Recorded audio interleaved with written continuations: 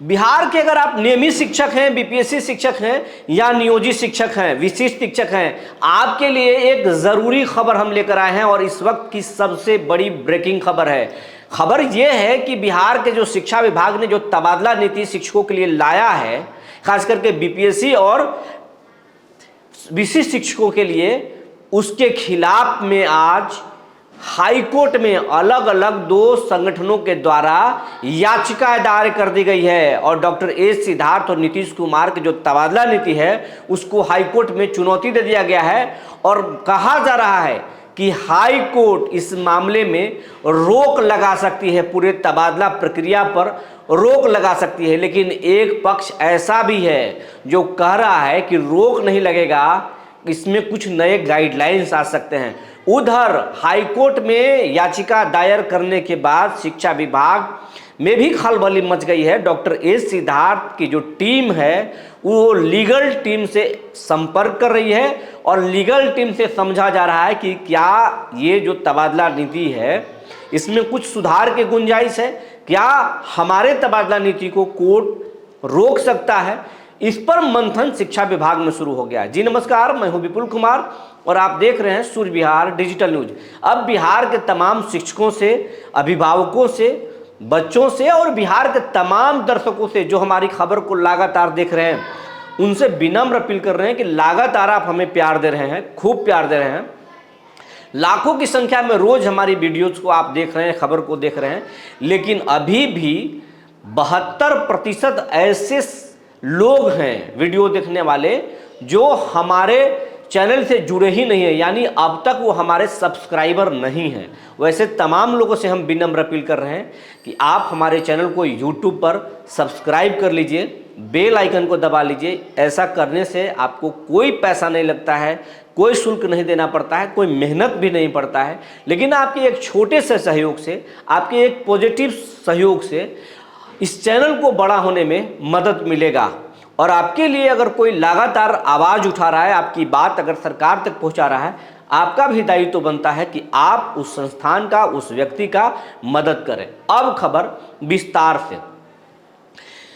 तबादला नीति के खिलाफ आज 2 अलग अलग शिक्षक संगठनों ने हाईकोर्ट में याचिका दायर कर दिया। पहला जो शिक्षक संगठन है वो बिहार प्राथमिक शिक्षक संघ है, जिसने इस पूरे तबादला नीति को, ट्रांसफर पोस्टिंग प्रक्रिया को चुनौती दे दिया। दूसरी तरफ बिहार के औरंगाबाद के कुटुंबा, ये कह लें कि औरंगाबाद के जो विशिष्ट शिक्षक हैं, उन्होंने न सिर्फ एक शिक्षकों का समूह बनाने की कोशिश किया बिहार में पहली बार,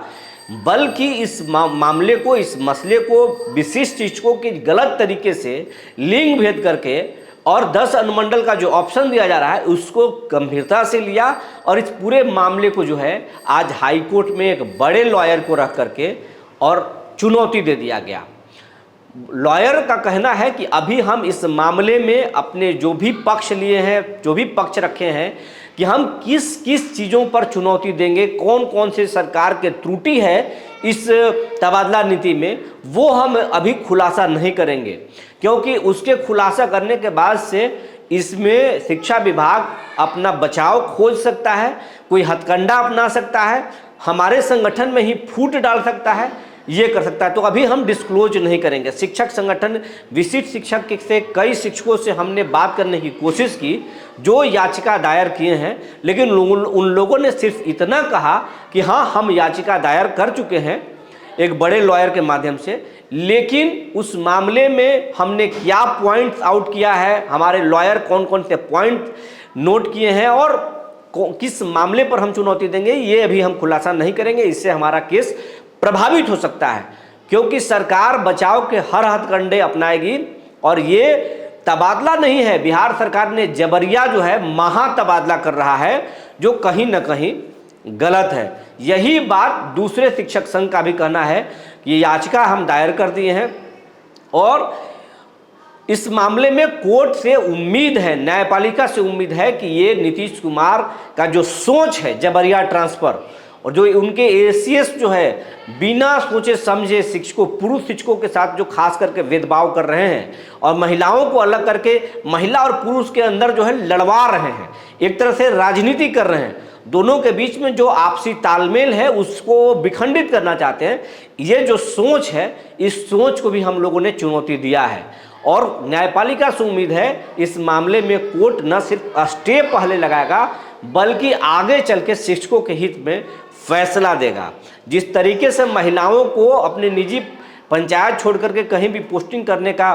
प्रपोजल सरकार दी है इस तबादला नीति में, मतलब ये शामिल किया है, उसी तरीके से पुरुष का भी होगा। इस तरह के भी गाइडलाइन मिल सकते हैं, क्योंकि जब नौकरी देने में लिंग भेद नहीं हुआ, 50% जो है बराबर के हिस्सेदारी उनको दी गई, आरक्षण दिया गया, हर कामों में महिलाओं को पुरुषों के समान अधिकार दिए जा रहे हैं, तो फिर पुरुषों के अधिकार क्यों छीने जा रहे हैं इस पोस्टिंग में और ट्रांसफर में क्यों किए जा रहे हैं। बीपीएससी शिक्षकों को भी राहत देने की बात हुई थी कि हम बीपीएससी शिक्षकों को राहत दे देंगे और उनको गृह जिले में या गृह जिले के बगल में कर देंगे पोस्टिंग, लेकिन ये तो अब 10 अनुमंडल का ऑप्शन है और 10 अनुमंडल का मतलब है 5 से 6 जिला, यानी आधा बिहार। कोई भी अगर किसी भी शिक्षक, बीपीएससी शिक्षक जहाँ हैं वहाँ अगर दूसरे अनुमंडल में ऑप्शन भरते हैं तो वो अपने हो सकते हैं कि गृह जिला से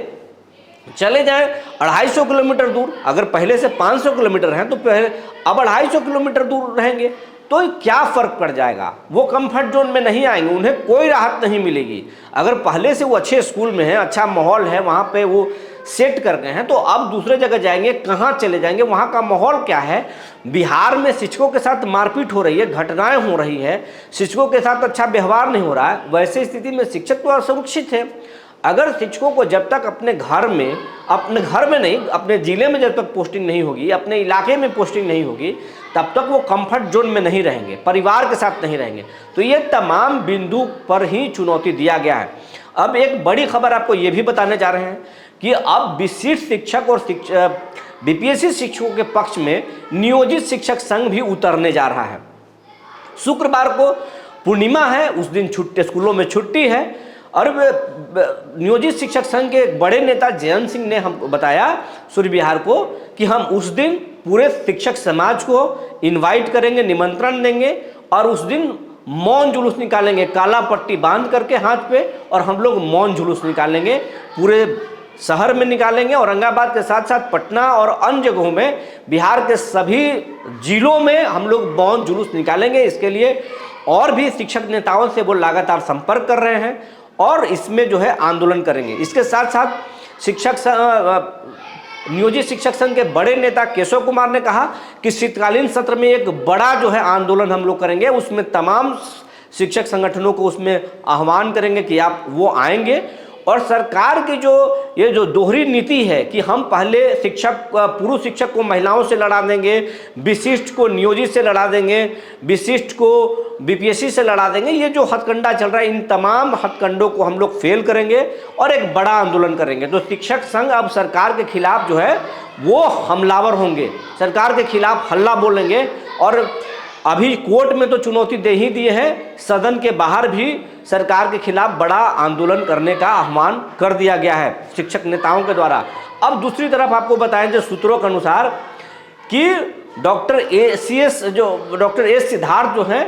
वो लीगल टीम से अब इस मामले में समझने में जुट गए हैं कि क्या वो तबादला नीति है, उसमें कोई त्रुटि है, उसमें कुछ सुधार की ज़रूरत है, करेक्शन की ज़रूरत है, कैसे इसको रोका जाए, क्या हथकंडा अपनाया जाए, उस पर भी विचार विमर्श शुरू हो गया। दूसरी तरफ जो शिक्षा मंत्री हैं सुनील कुमार, वो उनका मानना था कि 10 अनुमंडल के बजाय 10 प्रखंड होना चाहिए था। ये अंडरस्टूड बात है, ये बात बाहर हम नहीं, कोई आधिकारिक तौर पर कोई बोलने के लिए तैयार नहीं है, लेकिन शिक्षा मंत्री जो एसीएस और नीतीश कुमार का जो फरमान है, जो तबादला नीति है, उससे वो खुश नहीं है। वो चाहते थे, वो मीटिंग में भी बोले थे कि 10 अनुमंडल के बजाय 10 प्रखंडों का ऑप्शन दिया जाए, इससे शिक्षकों को राहत मिलेगी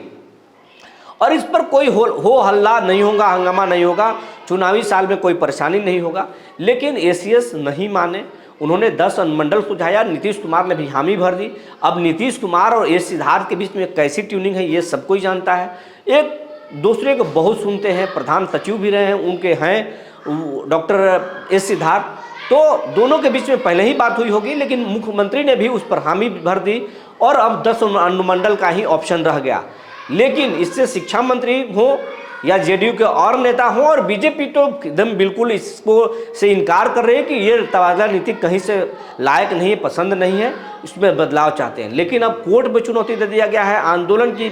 धमकी दी जा रही है और इसी बीच में अब लीगल टीम से एस सिद्धार्थ समझ रहे हैं आगे इसमें बदलाव की उम्मीद है।